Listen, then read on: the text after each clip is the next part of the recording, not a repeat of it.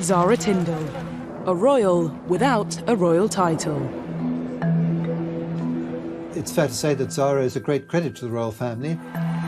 She's added a certain amount of celebrity and a great deal of glamour.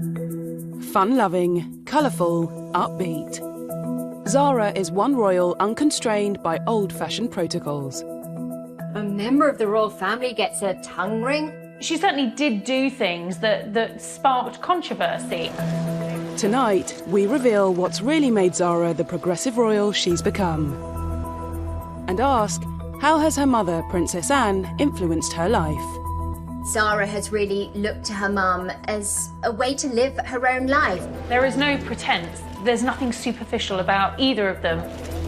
Did Anne manage to free her daughter from a life of royal restrictions? Anne would have just reminded Zara of her responsibilities, but at the same time, she allowed her to make her mistakes. And has Zara been given the life Anne always wanted to live? She has had a lot more freedom and a lot more opportunity than her mother ever did. Anne's vocation, her calling, her duty was always to be the Princess Royal. What's their relationship really like? I think there's a lot of similarities in character. And how has it endured? They give you lots of advice. Yeah, and criticism. It is a unique and very close and very strong relationship. From sporting achievements... Anne was the very first member of the royal family to compete in the Olympics. Zara was the very first member of the royal family to get a medal in the Olympics. To their modern-day love lives. I think Zara is very much like her mother in that she is a free spirit. She's had some quite colourful boyfriends in the past. The Princess Royal and her commoner daughter have far more in common than on first glance. This is the story of how these two women have defied and defined our royal family.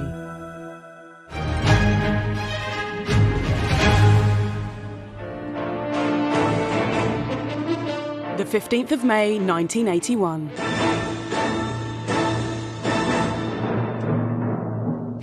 Princess Anne has a baby girl. Both are well. Zara's delivery was positive and quite urgent. I think she went into labour quite quickly with Zara. Good evening. Princess Anne tonight gave birth to a baby girl, a sister for Peter, who's now 3. And she's the Queen's first granddaughter. It's not yet known what the new baby will be called, but whatever her name, she'll be 6th in line to the throne. From the very outset, the Queen's first granddaughter was marked out for an untraditional royal life. Firstly, in her name. Zara is quite untraditional. It was an unusual choice for a royal name. Zara lives up to her name, which means bright as the dawn, and I think it was a very imaginative suggestion that came from Anne's favourite brother, Prince Charles. I suppose the very naming of Zara, with such an unusual and in many ways unroyal name, perhaps set the precedence for a remarkably unroyal life, which is what Zara's enjoyed when you look at it. Anne decided very early on that her children would not be public figures in the way that she was. The key to understanding everything that follows comes back to this. The decision by Princess Anne that her children would not inherit royal titles. No HRH for Peter and Zara. It's called dash. Dash. And you know the word you use when you're cross. Dash. It comes out frightfully well as a dog's name. Zara was the first royal granddaughter in 500 years to be born without a title. According to the 1917 letters patent, her children weren't eligible for a title because they're in the female line. So a monarch's daughter is a princess, but a monarch's granddaughter through the female line is not a princess. This could have been resolved if Zara's father had been given a title, but it seems Anne wasn't keen. When she was marrying Captain Mark Phillips, it was thought highly likely that the Queen would offer him an earldom. Looking ahead, have you been offered a peerage? No. Would you accept one if you were offered one? That's a hypothetical question. I don't talk about it, so. It was Anne and at the time her husband, Captain Mark Phillips' decision not to take those titles. This was no small decision. Unlike her cousins, Beatrice and Eugenie, Zara would not be a princess. No curtsying, no honours, but crucially, much more freedom. The decisions meant that the children were going to be relieved of any kind of royal responsibility. Much more of Anne's life as a child was public than Zara's life as a child. Anne was very conscious that she wanted her kids to have a slightly more sheltered upbringing than she'd had. And if you speak to either Zara or Peter, they will also tell you that not having the burden of titles has enabled them to live ordinary lives. And although her background was privileged, living a lovely estate in the country, it's not as super privileged as living in palaces. Anne's next big decision gave Zara a life and freedom the Princess Royal could only have dreamt of for herself. While Anne's early schooling took place privately at Buckingham Palace, she was determined to ensure that Zara's early education was much more down to earth. It was a decision jointly made by Anne and Mark that they would send their children, first of all, to the local village primary school at Minchinhampton. Anne's choice of secondary school for Zara was also a surprise. Zara would be sent to Gordonston, a tough, demanding boarding school in Scotland, famed for its cross-country runs and cold showers, not a school associated with young princesses. The Gordonston choice is quite an interesting one, but I think that's probably because Princess Anne detected in both her children that they were very outgoing and sort of outward-bound sporting characters. A far cry from Anne's own experience. At 13, she was sent to Benenden, a genteel and very posh boarding school for girls. These two decisions, no title and Gordonston, set Zara on her path, sporty, resilient and happy. Had Anne paved the way for her daughter to fulfil her first dream? Zara's potential as a world-class sportswoman was developed. They really allowed her to flourish.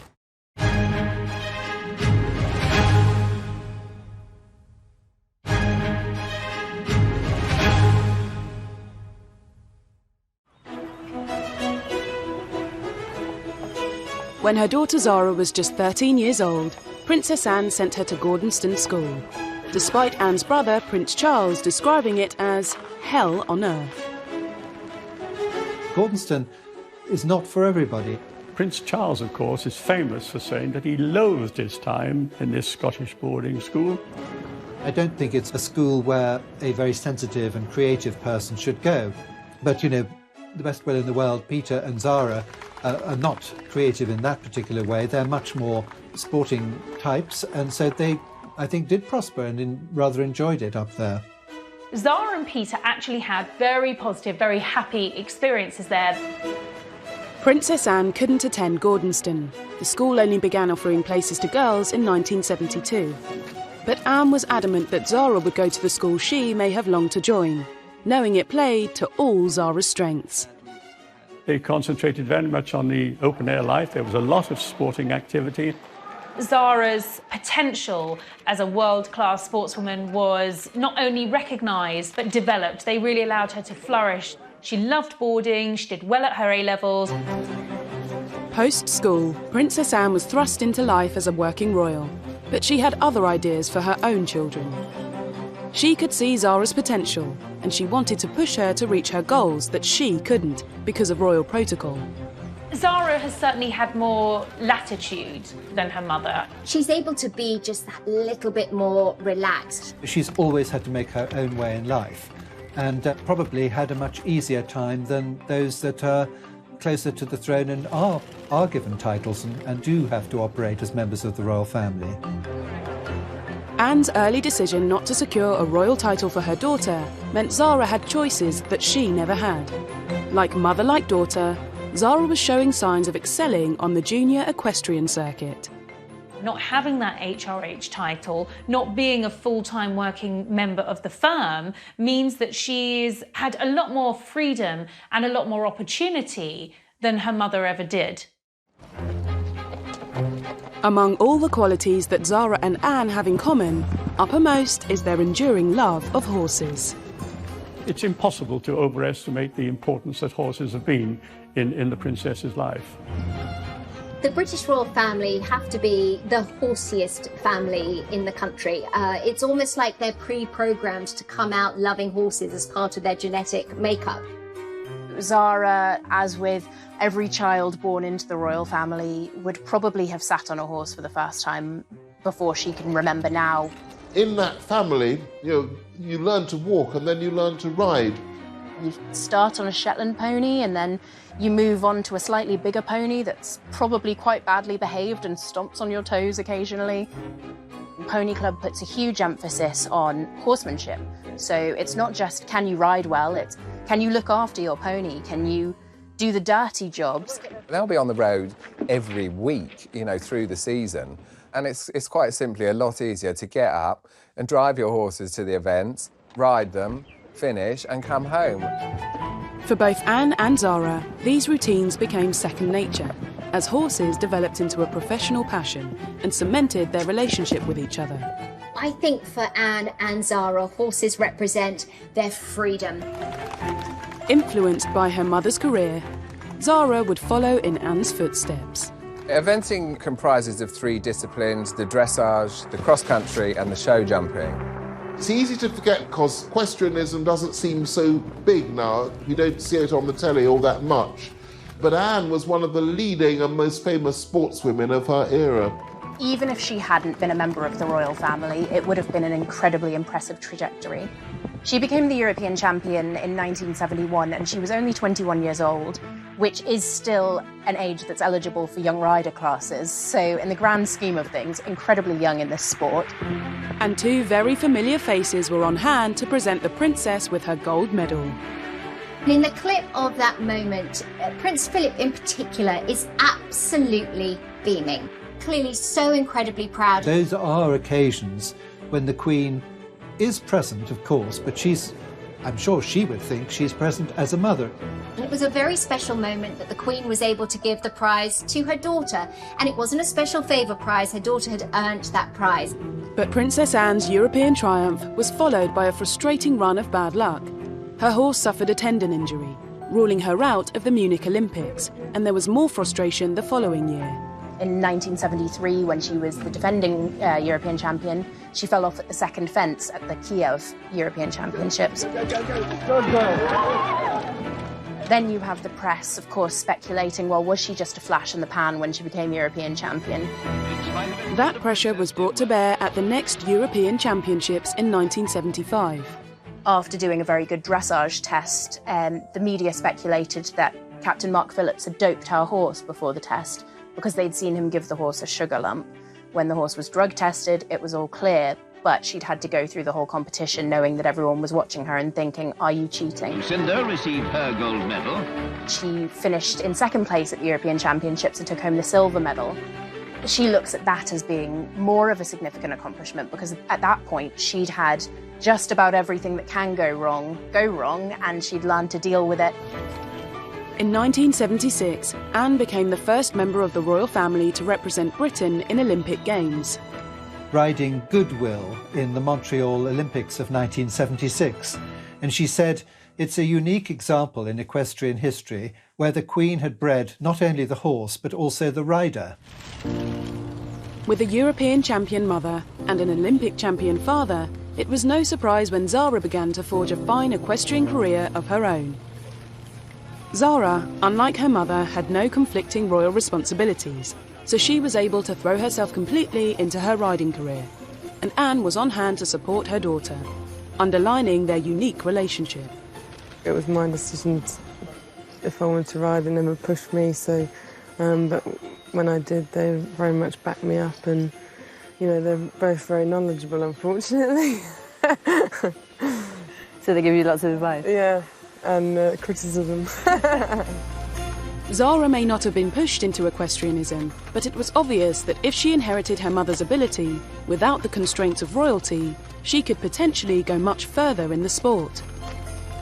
It was in the late 90s, in her teens, when she finished second in the Pony Club Championships, that the equestrian media and then the regular media really started to sit up and take notice. Zara won silver at the European Young Rider Championships in Austria in 2002. and made her senior breakthrough at the Burghley Horse Trials the following year, where Pippa Funnell won the illustrious eventing Grand Slam. She'd already won badminton in Kentucky, and everyone was watching to see if she could get the third one and the biggest prize of all. And Zara was very nearly the rider to stop her from doing this. A mistake in the show jumping cost her dear, but for 22-year-old Zara, making runner-up at Burghley was a big step forward. To finish second in such a high-profile year, that was really the moment where people realised that she was a serious contender. Unfortunately for Zara, an injury to her horse ruled her out of the 2004 Olympic team. 32 years after her mother had suffered the same fate. Getting it right for the Olympics, you being fit and your horse is very often, you know, a game that can go wrong. It's not just me who's had that problem before, you know. I think everyone on the team has had a problem in the past. There are a lot of things that can go wrong with horses and a lot of very minor injuries that can put a horse out of contention for major competitions.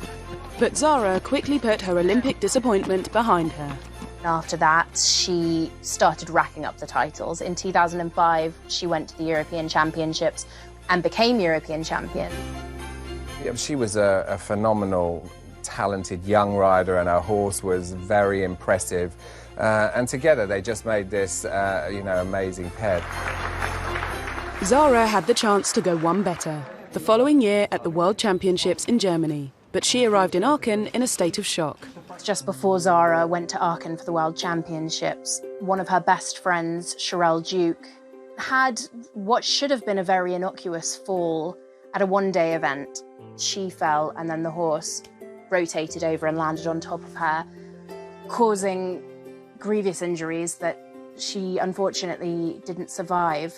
That was one of her best friends, a girl that she'd gone on holidays with in the off-season. They were very close. She actually wasn't able to attend Sherelle's funeral. Her brother attended in her stead because the funeral was held while she was already in Germany. Remarkably, Zara kept her focus and went into the final event in the lead. Zara went into the arena with a German audience screaming so loudly that she lost her bearings for a moment, didn't realise that the clock had started and so lost seconds off her timed show jumping round. But as she crossed the finish line and looked at the clock, she realised that she'd scraped it, she'd managed the win, she was the world champion. Cameras covering the competition managed to capture the raw emotion that was on display in this moving footage.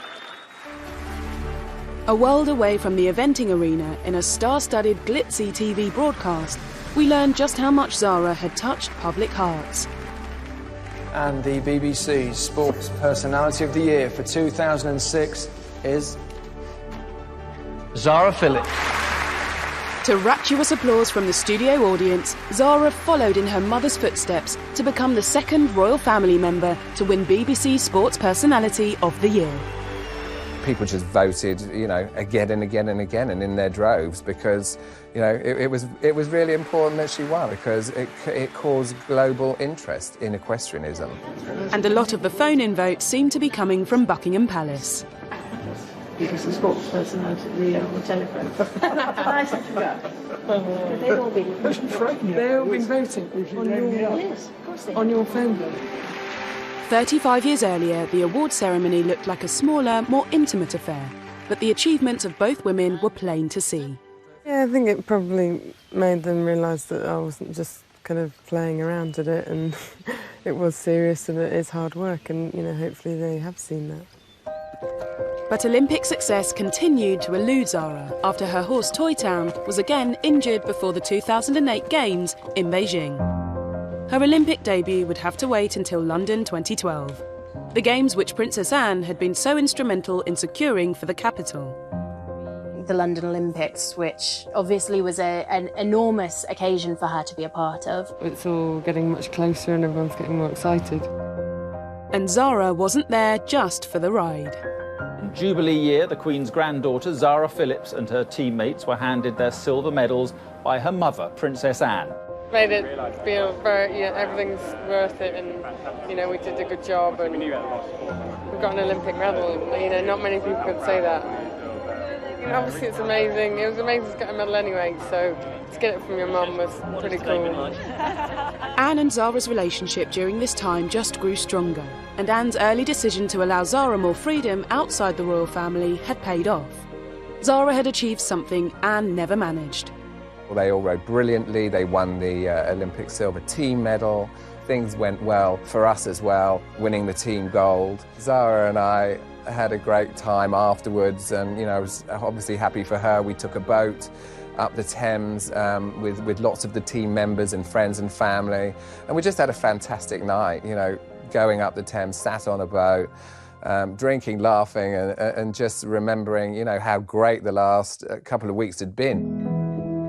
Zara's career has already long outlasted Anne's, and despite approaching 40, with no competing royal responsibilities to cut it short, it could go on and on. Turning 40 is very young in the equestrian industry. There are many riders who don't even begin to be known on the international circuit until they're the age that Zara is now.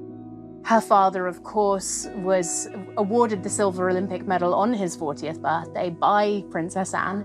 Some riders are winning medals much later on in their careers, like in their 40s, and as we've seen with Nick Skelton at Rio, even like coming towards 60.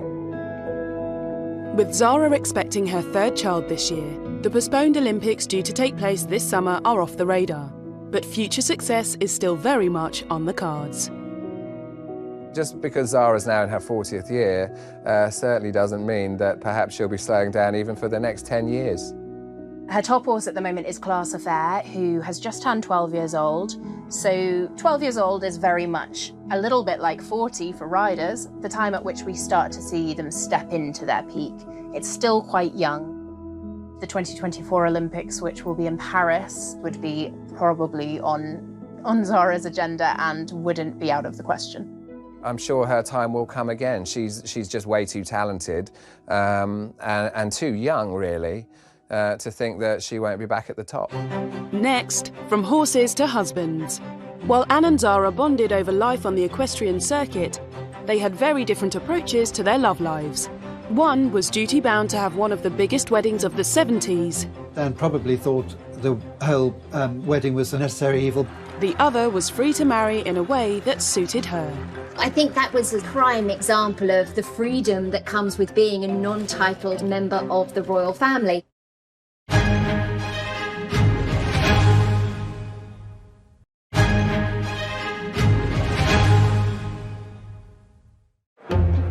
Young and single, Zara entered adulthood, able to reap the benefits of freedom and the trust given to her by her mother. It was a stark contrast to Anne, who at her age was tied down by both royal duties and around-the-clock police protection. I think Zara had a lot of fun in her youth. Certainly she loved to party. Zara's brother Peter said she always liked being at the centre of anything fun and boisterous. Yes, her parents really encouraged her to lead a full and happy and successful civilian life, but unfortunately things didn't always go so smoothly. I think Zara is very much like her mother in that she is a free spirit, and she's had some quite colourful boyfriends in the past. I suppose her biggest romance was with a fellow jockey, Richard Johnson, and this was quite a tempestuous, quite a fiery relationship. Just like her mother, Zara liked her men to love horses. In 1998, she fell for a 21-year-old National Hunt star. Not long later, Zara moved in with Richard Johnson, something that would have been unthinkable for her princess mother to have done with a boyfriend. Zara had a reputation for being a bit of a royal rebel, doing things differently, not really caring what anyone thought about what she did. Zara was one of the first younger members of the royal family to be able to live with a significant other without being married. Despite the freedom that Zara enjoyed, she couldn't completely escape the press speculation about the state of her relationship. You'd often see pictures of them out together, kissing, pictures that I suppose further fueled that reputation for Zara as being a bit of a wild royal. Because they were both sort of celebrities in their own right in terms of the sporting world, they attracted an awful lot of attention. He went to a public school, came from a family with a great deal of land, but, a very volatile character. And they also attracted attention because they tended to have very public spats, which is something as a member of the royal family you would avoid at all costs. And in January 2001, a row spilled over into the street. Royal rebel Zara Phillips is in trouble again after brawling with her boyfriend in public. Police were called to break up the fight between the Queen's granddaughter and her boyfriend, seen here on the right, jockey Richard Johnson. Neighbours heard a huge ruckus, and it turned out that Richard and Zara were having a huge blow. Richard was said to have pulled Zara from the car and knocked her to the floor. It was later said to be an overreaction. That's, of course, how things are always described, and Zara and Richard stayed together. But, of course, that meant that Zara was tabloid fodder for quite some time. One of the big problems the royal family's had, it's got much worse in recent years, is the way that the press treat them, because certainly if you go back to the beginning of the reign, everybody was very much more deferential and much more cautious. But that's all changed, of course. Anne may have tried to protect Zara from the scrutiny of being a full-time royal, but she could never protect her totally from scandal. Now, I'm sure she was read the Riot Act by her mother following that, because it ended up on the front pages of the newspapers. In turn, that reflects on the institution of monarchy. So Zara most definitely would have been reminded of who she is and who she represents by extension of being the Queen's granddaughter. But I think it really sort of shows Zara's tenacious side. But that Christmas, she and Richard were back in the spotlight again. This time for a controversial cuddle worth £125,000.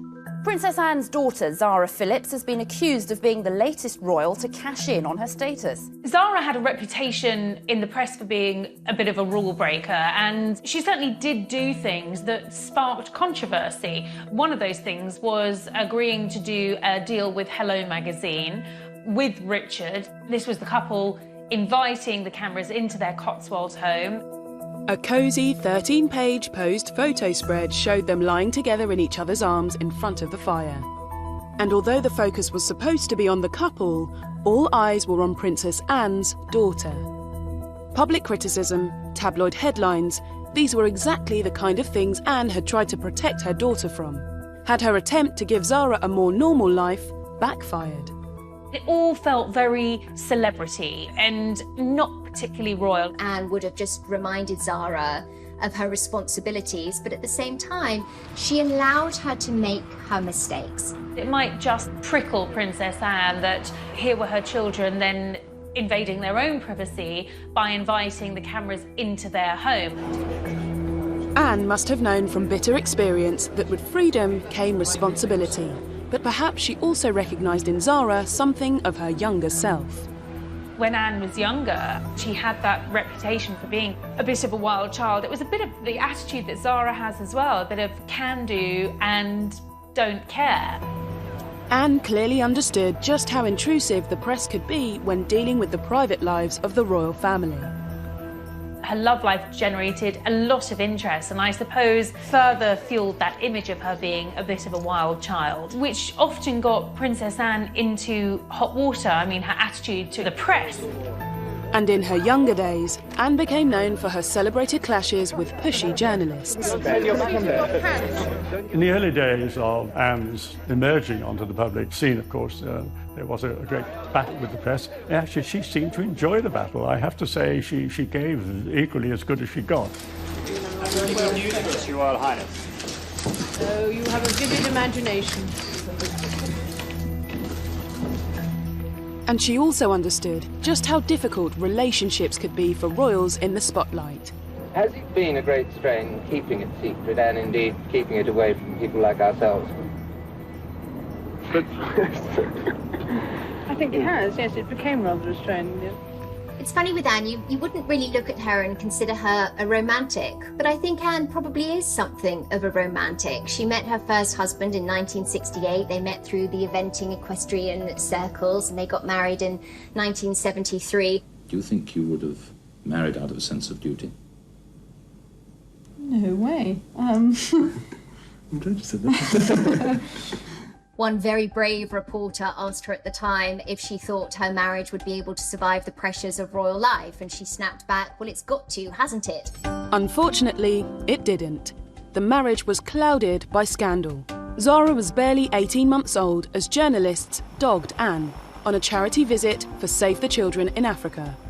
At that time, there were all kinds of rumours circulating about her love life, what was happening with her marriage, was her marriage breaking down? There were so many rumours of infidelity. She was visiting a number of different countries. And the press tagged along because they just wanted the gossip. They wanted the juice and they wanted to find out more about what was happening in Anne's private life. After public revelations of Anne's infidelity and a love child fathered by Mark, they separated in 1989 and later divorced. Anne's first marriage had become an open nightmare. She would never make that mistake again, and she wouldn't let Zara go through it either. So perhaps it's no surprise that Zara soon changed her mind about living her love life in public. After 5 years of media publicity and her infamous hello spread, in 2003 her on and off relationship with Richard Johnson finally came to an end. Enter England rugby player Mike Tindall, a grammar schoolboy from Wakefield, Yorkshire. Zara met Mike Tindall when she was in Australia in the November of 2003 when England beat Australia in the World Cup. She met this hard-drinking, professional rugby-playing guy, and the chemistry between them was immediate. So they did exchange their private telephone numbers, and when they got back, he telephoned and asked her would she go out with him. Amazing to do that with a member of the royal family when you think about it, even one without a title. Mike and Zara's relationship unfolded very naturally, and they had a beautiful foundation as friends first, and I think that is what served them so well. By April 2004, Mike and Zara were an item, and Zara introduced him to the family. There was no wealth, title, or a horse in sight. Princess Anne is totally non-judgmental, but the fact that he had achieved, World Cup winning fame, in the rugby world, he was right up there in her way because the princess loves rugby. In contrast to Zara, her mother Anne found happiness in a much more traditional figure. Her husband, Timothy Lawrence, was a query to the Queen. But with Zara, her normal life had allowed her to look further afield, and Mike was a welcome breath of fresh air. If you think about the Queen and the sort of people that were at her table in 1952 when she first became Queen, well, now at Easter, she has people like Mike Tindall at the table, who's a very different character from, let's say, the late Duke of Beaufort, Master of the Horse, a great keen huntsman at badminton, etc. By introducing Mike Tindall into the family, she is sort of showing how times change. Their relationship added a softer side into the somewhat stiff family dynamic. You can't ever imagine Anne hugging and kissing anybody. Zara, on the other hand, is very tactile. She does like to hug and kiss her friends. As a world-class athlete, Mike's work ethic was also just what Zara needed. The one thing that the family really loved was that he encouraged her to start taking her sporting talent seriously. Of course, he was a big rugby player at the time, captain of the England rugby team, and here he was saying to Zara, well, you can go after this, you can do this, and that's exactly what she did. So I think the family will always be very grateful to Mike for encouraging her to pursue that ambition. I guess in a way, Mike Tindall really tamed Zara's rebellious streak. For all of Mike's reputation for being, hard-living, hard-playing, he actually was a pretty sobering influence on Zara. They moved in together and 7 years passed without drama. And it was interesting, when Zara and Mike got together, they were in the tabloids, hardly ever. In 2011, in a year of wedding fever, the Queen's eldest granddaughter married at Canongate Kirk in Edinburgh. And in spite of the high-profile guest list, it flew remarkably low under the radar. How did Zara, the former rebel royal, manage to avoid a media circus for her royal wedding? I think 2011 was particularly interesting in terms of comparing what it means to be in different positions within the royal family. On April 29th, we had that epic, full-scale royal wedding of William and Kate. Just a couple of months later, we get to July, and there are Zara and Mike Tindall going through their nuptials in a much smaller, much more low-key fashion. The doors of the 17th century church were firmly closed to any cameras. It looked very relaxed. People remember they've seen Mike Tyndall chewing gum. He was criticised for chewing gum in public. Well, I mean, he was just getting rid of his own bridegroom nerves, I imagine. Of course, we had the wedding of William and Kate at the same time, and all the focus was on them, as indeed it had to be. And Zara didn't mind that a bit. I think that was a sort of prime example of the freedom that comes with being a non-titled member of the royal family. They invited 400 wedding guests, modest compared to the party of Prince William, which numbered nearly 2,000. Zara's wedding would have been something that she herself, obviously with Mike Tyndall, they chose it, and didn't have to fit into any particular royal category, unlike Princess Anne, who obviously had one of the really full royal weddings to Mark Phillips, with carriage processions and Westminster Abbey and everything. She didn't need the guest list of state dignitaries and other members of other royal families. She was able to have her and Mike's friends. It felt very much like a family wedding, but one with plenty of nods to tradition. They were able to keep things really, really personal. But back in 1973, a 23-year-old Princess Anne was forced to have a very different big day. That was anything but personal. It was, of course, a state occasion, and everyone, the whole world and his wife were watching. 500 million were watching on TV. As the only daughter of the Queen, and her first child to marry as a princess, Anne had no choice but to give the public what they wanted. I suspect that Princess Anne probably thought the whole wedding was, as it were, a necessary evil. Would she have preferred a much smaller wedding? Yes, I think so. It's quite something to have to share that with the rest of the world. So when Anne married for a second time to Timothy Lawrence in December 1992, it was attended by only 30 people. The wedding was held at Crathy Church, which is near the Balmoral estate. It's where the royal family chooses to worship when they're in residence at Balmoral. And, just like her daughter Zara's wedding, no cameras were allowed inside the church. It was very quiet, but it was very peaceful. But the locals in Ballater, the local village just outside Balmoral Castle, all know the royal family. And it was a very, very, very pleasant wedding ceremony. Anne is not remotely interested in a fuss. I think Anne's second wedding was much more in keeping with her personality. Second time round, Anne got the wedding she wanted, perhaps paving the way for Zara to have hers. Did Anne's decision for Zara early on allow her to be her true self, free from expectations and royal constraints? She was left on her own and to enjoy herself, but there were pictures of her out in nightclubs and bars in Sydney. And just how similar are they when it comes to rebellious fashion choices? She was the first member of the royal family to wear a miniskirt.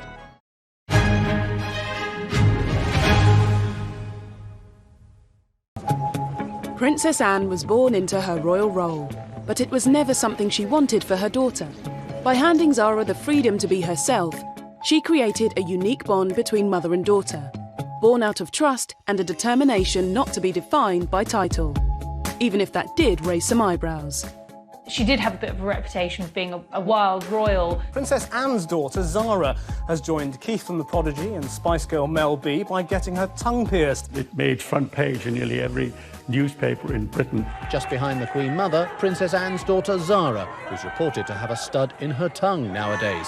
And everyone was like, a member of the royal family gets a tongue ring? Today, I mean, it wouldn't be a byline. It wouldn't be a forethought or anything like that. Nothing whatsoever. It's extraordinary, really, but it was a very daring thing for her to do. She said to one of the newspapers, my parents would have been far more upset if I'd got a tattoo.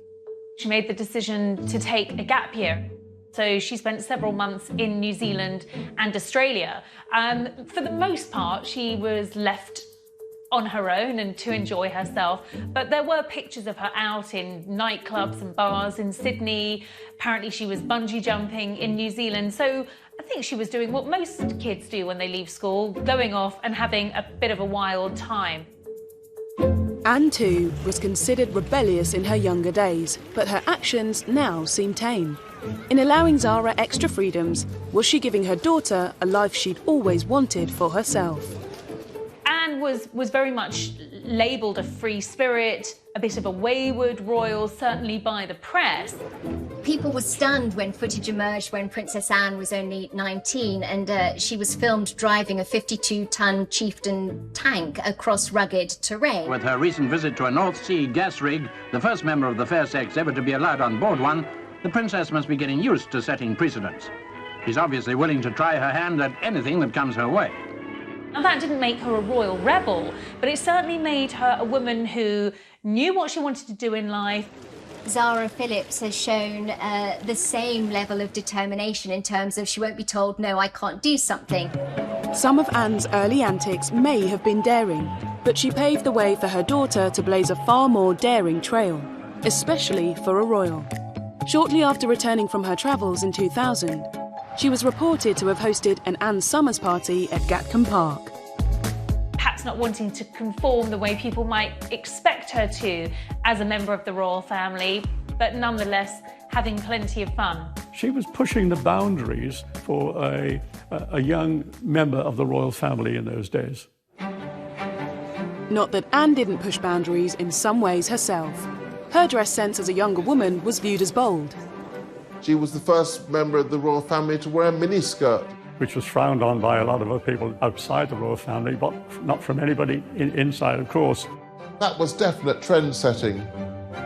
And in 2003, 22-year-old Zara could be similarly daring on a visit to Royal Ascot, because unlike her mother, she wasn't a princess. So Zara was quite bold and brave in her fashion statements. She had an off-the-shoulder dress with a sort of, I think it was slightly off the shoulder, but the thing that caught the attention was there's a split right up to her thigh. In the late 90s or early noughties, the fashions could be quite naughty. She'll try stuff, and like every woman, she gets it right and she gets it wrong, and she should definitely be allowed that. Back in the early 70s, Zara's mother was similarly experimental. If you looked at the sort of fashion she was popping out at the time, bright canary shift dresses, you know, bold prints in the 70s, you know, big colours, statement hats.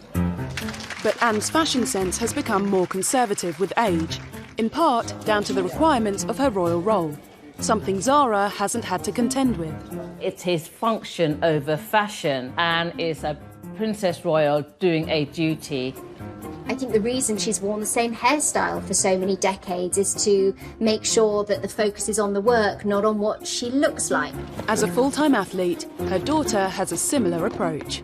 Zara's role, Zara's job is as a hard-working, top of her game equestrian. That's her duty, that's her priority. And then there's the casual Zara. If she had a choice of what to wear, I think she'd grab her jeans and be very, very happy. I think Zara has a style, and I think it's definitely more a modern woman than it is princess. Despite Anne's fashion choices being somewhat dictated by her position, they have made her something of an icon. Anne is called thrifty in her fashion sense because Anne is a practical woman and sees no sense in buying something and wearing it just once. I think they call it in the royal family good old Hanoverian housekeeping.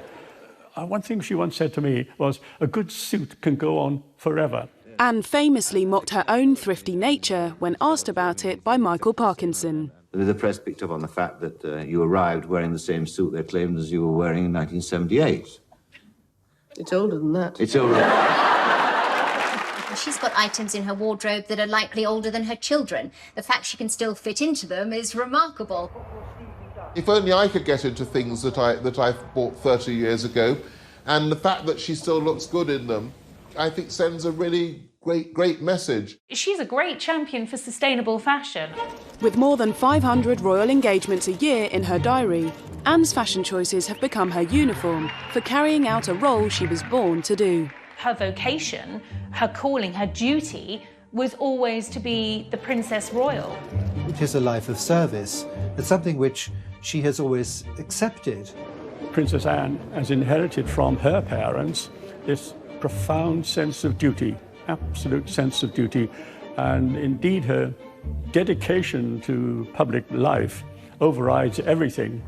Zara equally has, in a much quieter way, if you like, in a much less public way, she is just as devoted to the Queen. While Anne liberated her from a life of full-time royal duty, there are still some occasions when Zara will put in an appearance. Who exactly is a member of the royal family? And there are two ways of looking at that. There is a very clear-cut list of who the members of the royal family are. And those are the ones that appear in the court circular, where Zara is obviously a granddaughter of the Queen and very close to her, and a very close member of the family, and will appear at a great number of family occasions. She is not really technically a member of the royal family as such. Appearances on the balcony trooping the colour. Of course, there's the Christmas Day walk to church, there's the Easter walk to church. You will occasionally see Zara doing the odd duty, like perhaps handing out a cup at Cheltenham.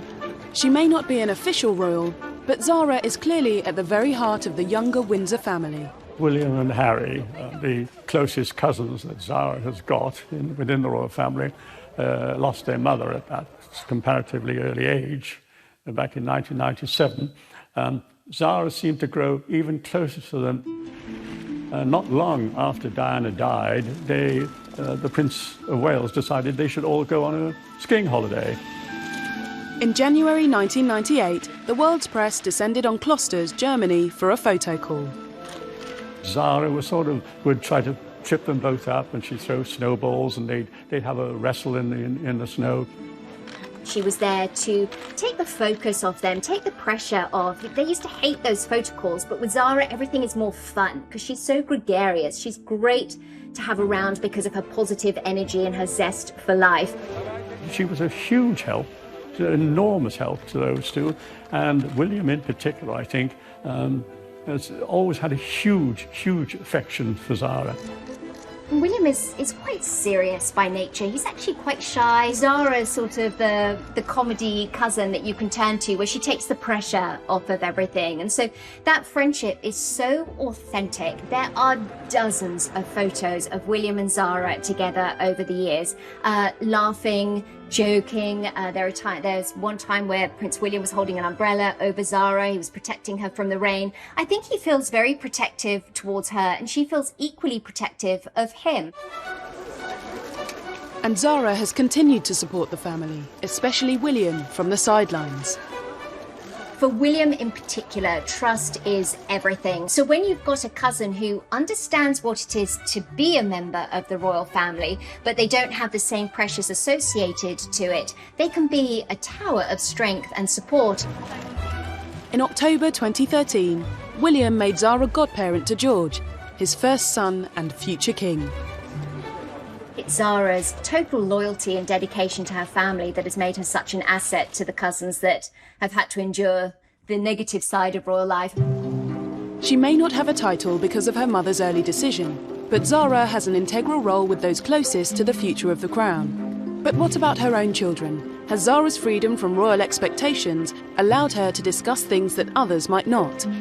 The loss of their baby was certainly one of the most personal things that Zara has ever spoken about. It's unusual for a royal to open up the way that she did. Even as a new mother, Anne was required to travel the world as a princess and leave Zara and her brother behind with a nanny. Zara's comparatively normal life means her own children do not have to compete with royal duties. I suppose Mia and Lena Tyndall have really got that full-time hands-on parental experience that Zara and Peter weren't able to have, and Princess Anne certainly didn't have. Again, expectations change, generations change, but this is another one of the major pluses that comes with the freedom of being a non-titled member of the royal family. I think she's been very modern in her approach to parenting. Zara was encouraged and supported by a progressive mother. But she's chosen to take it one step further, opening up about her personal struggles with motherhood. She shared the news of her miscarriage, which will have been devastating. Charities have welcomed the Queen's granddaughter, Zara Tyndall, who's revealed she had a second miscarriage before having her second daughter last month. She previously had a miscarriage in 2016. And in an interview with the Sunday Times, she said, You need to go through a period where you don't talk about it because it's too raw. Speaking of the first miscarriage, she added, for me, the worst bit was that we had to tell everyone knew. Her honesty on an emotive subject like miscarriage showed a personal approach from the famously stoic family. It's unusual for a royal to open up the way that she did. She did it because she felt that it was important. She wanted to talk about miscarriage, and I suppose in doing so try and break down some of the stigma around the subject. She was able to really speak to a broad cross-section of society, and I think people really admired her bravery in that moment. She will open up. She's opened up about quite personal and private matters in a way that, Anne would never do. There were different expectations for Anne when she was both a mother and a representative of monarchy. But she still had a strong influence on Zara's parenting today. Actually, she's probably looked not too far from how she was raised in terms of using that as a template. Zara returned to the Gatcombe estate in Gloucestershire to bring up her children, where she grew up out of the spotlight. But it also brought her nearer to her mother and is a sign of the closeness of their relationship.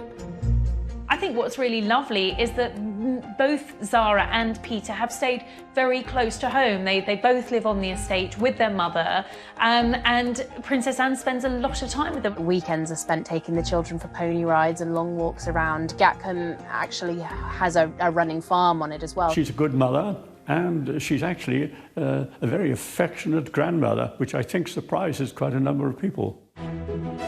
Anne's affection for Zara, and now Zara's children, has always defined their relationship. It's a unique mother and daughter bond that has existed since she was born. When Zara was born, I could see Princess Anne was absolutely besotted. And I was surprised. And she really was besotted with this dear little baby girl in this way. And I've always felt that she was so affectionate towards Zara, and the way they seem to react with each other, certainly in public, is not a mummy and daddy, mummy and child sort of thing. It really is more like sisters in that way. So it is a unique and very close and very strong relationship. I've never heard that Princess Anne and Zara didn't get on well together. I think they've always had lots of mutual interest and great respect for each other. Anne has always shared a uniquely close relationship with her mother too. I think the Queen views Anne as someone she can totally depend on. There is so much trust and loyalty that exists between them. In 1982, after Michael Fagan broke into her bedroom in Buckingham Palace, it was Anne that the Queen looked to for comfort. To find this man sitting bleeding from his cut thumb on her bed, she must have been distressed. When it was all over, the first person she spoke to was Princess Anne. It was mother to daughter, woman to woman. The Queen, Anne, and now Zara are part of a line of strong royal women, mothers and daughters bound not only by duty but by love. These Windsor women are very, very close. It's a very, very powerful matriarchy. The women have been the key to the success of the institution, the key to the way that it reinvents itself. Together, the combination of Anne and Zara has become a force to be reckoned with, breathing life into the firm for the years ahead. They are both very determined, very ambitious women. They both cut their own path in life. Princess Anne was very much a trailblazer in many, many ways. She has a lot of firsts to her name. And although Anne turned 70 last year, she continues to build on what she's achieved for her family.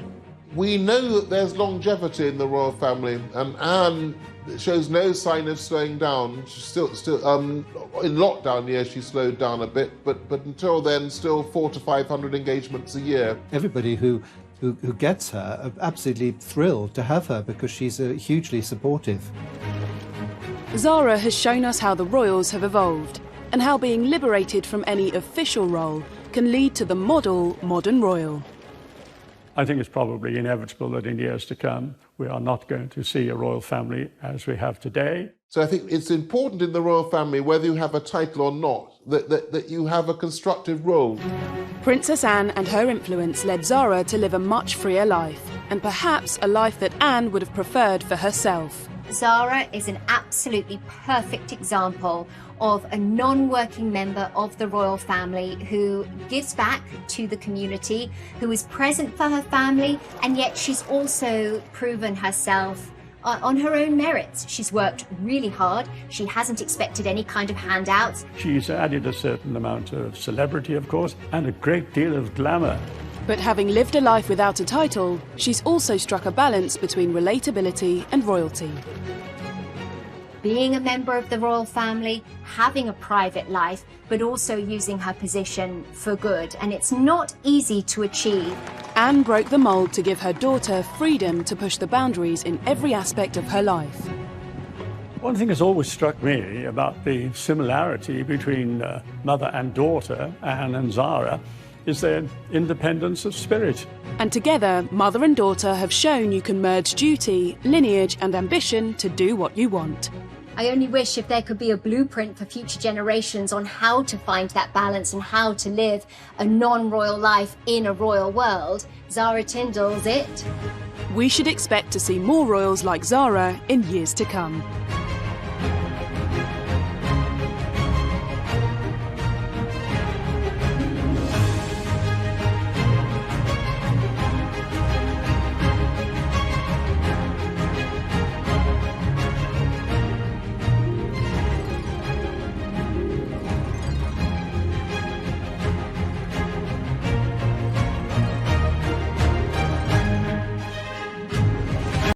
Endured. They give you lots of advice. Yeah, and criticism. It is a unique and very close and very strong relationship.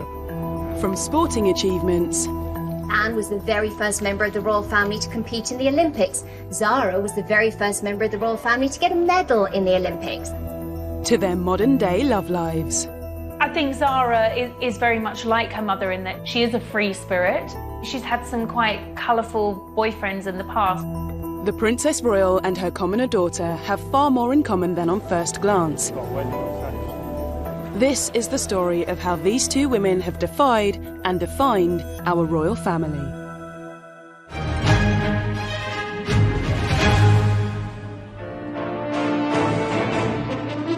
The 15th of May, 1981.